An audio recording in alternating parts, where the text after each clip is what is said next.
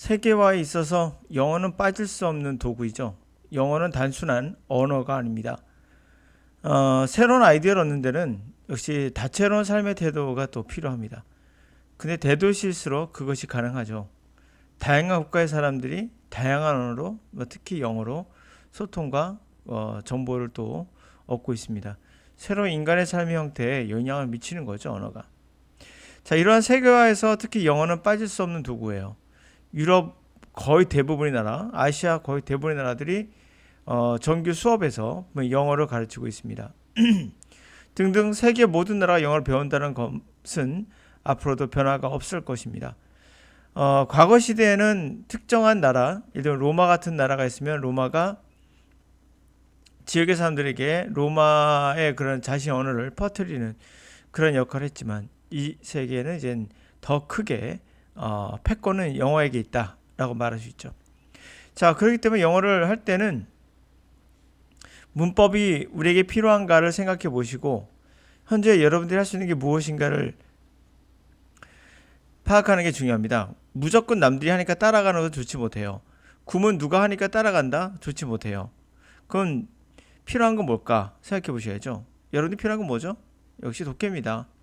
그리고 리스닝이죠. 말하는 게 필요하다고요? 여러분들 뭐 솔직히 말해보세요. 여러분들 말할 일이 있습니까? 영어로? 말할 일이 없어요. 외국에 나가지 않는 이상은 말할 일이 없어요. 영어로. 옆에 친구가 있지 않은 이상은요. 글을 영어로 쓸 일이 있습니까? 쓸 일이 없어요. 여러분 해외에 무슨 펜팔하지 않는 이상은. 기본적으로 독해와 리스닝이 돈도 들지 않고 여러분이 한국에서 할 수 있는 유일한 영어 공부법이다 라고 말할 수 있겠죠. 자, 그럼 문법은 언제 필요하냐? 이땐 필요 없어요. 이땐 필요 없는데 문법은 말하기를 할 때, 글쓰기 할 때 필요합니다. 그들에게 어울리는 정확한 표현을 하기 위해서 한 거죠. 그러나 남이 다 만들어 놓은 글이잖아요. 이 글을 받아들이기만 하면 되는, 다시 말하면 숟가락 얹고 먹기만 하면 되는, 이럴 때는 문법이 필요 없습니다. 그러므로 여러분들은 문법을 하실 필요가 없는 거예요.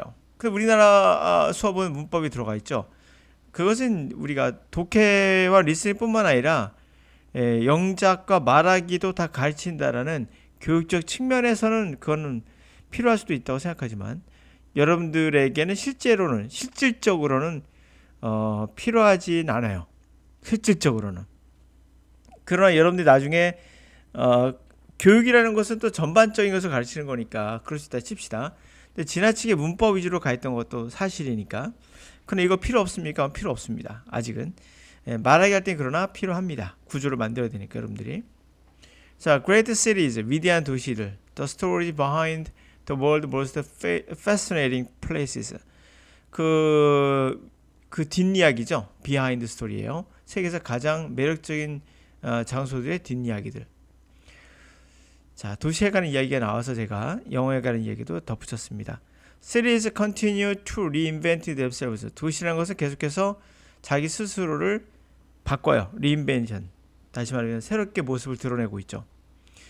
In the last few decades, many have worked to reduce pollution and create appealing modern spaces by restricting polluting vehicles, encouraging energy efficient buildings, and planting trees. 자, 지난 수십 년간 많은 도시들이 열심히 일해서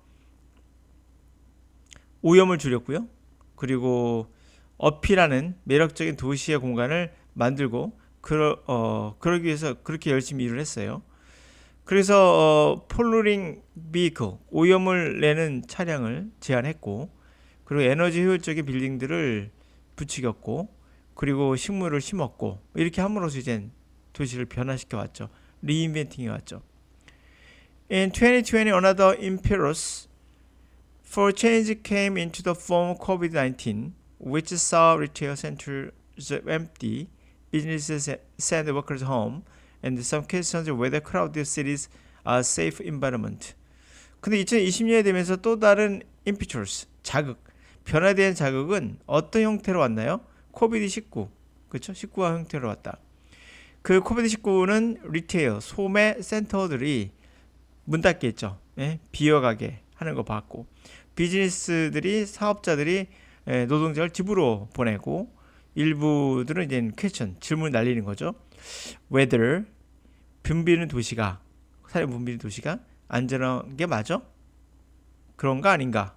whether 인지 아닌지를 퀘스천으로 날리기 시작했어요. Yet the cities have responded to changed circumstances in the past. 그럼에도 불구하고 도시는 그에 반응해 왔어요. 변하는 그러한 주위 환경에 과거에 변하는 주위 환경에 계속 반응해 왔습니다. Through the first kingdoms, Mesopotamia, global expansion and the industrial revolution, they have evolved to remain at the heart of the politics, economics and the culture.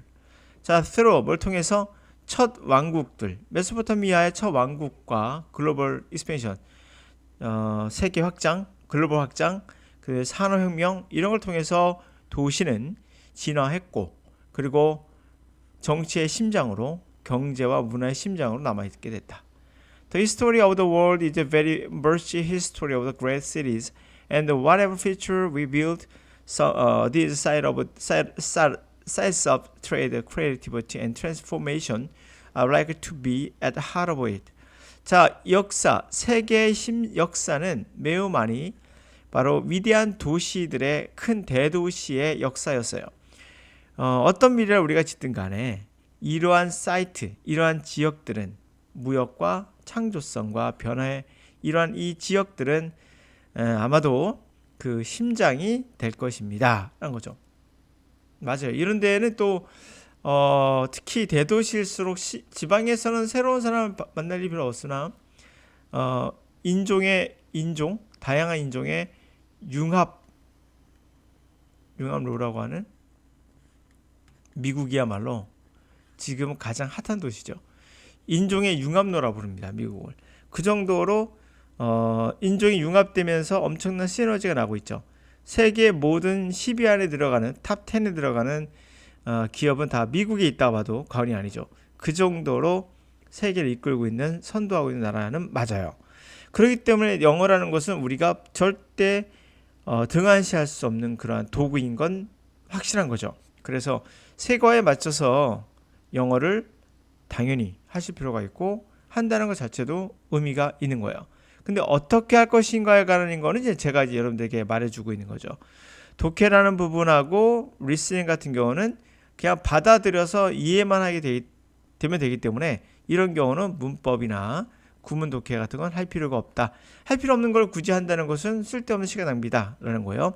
그러나 말하기나 쓰기나 할 때는 어느 정도 문법을 알고 어느 정도 알고 구조를 만드는 입장이 돼야겠죠. 그러나 그럴 일이 많지는 않기 때문에 그때 가서 하셔라.